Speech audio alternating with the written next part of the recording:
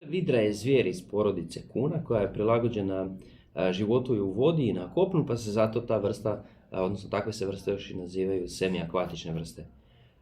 Kod nas vidra dolazi uglavnom u svim slatkovodnim ekosustavima, rijeke, potoci i jezera, i dovoljno je svega nekoliko centimetara vode, a ono što je presudni faktor da bi ona dolazila na nekom vodotoku je količina dostupne hrane.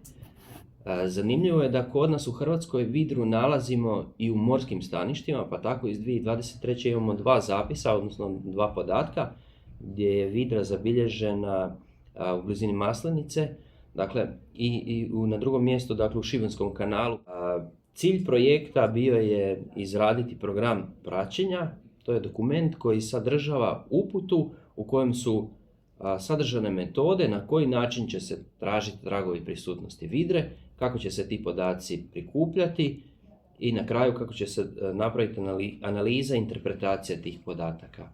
Mi smo u sklopu našeg programa praćenja testirali 3 metode koje se zasnivaju na brojanju izmeta, to su 2 metode bile, a 3. metoda je bila metoda fotozamki.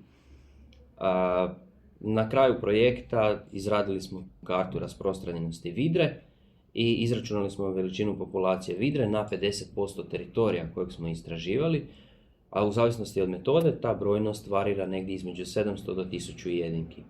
Kada bismo istražili preostali dio Hrvatske, odnosno vodotoke koje mi do sad nismo istražili, vjerojatno bismo prešli tu brojku od nekih 2000 vidri u Republici Hrvatskoj. Zanimljivo je da imamo nalaz vidre na samom jugu, dakle u Konavlima, a vidru nismo pronašli u Istri, dakle tamo se ona još uvijek nije pojavila.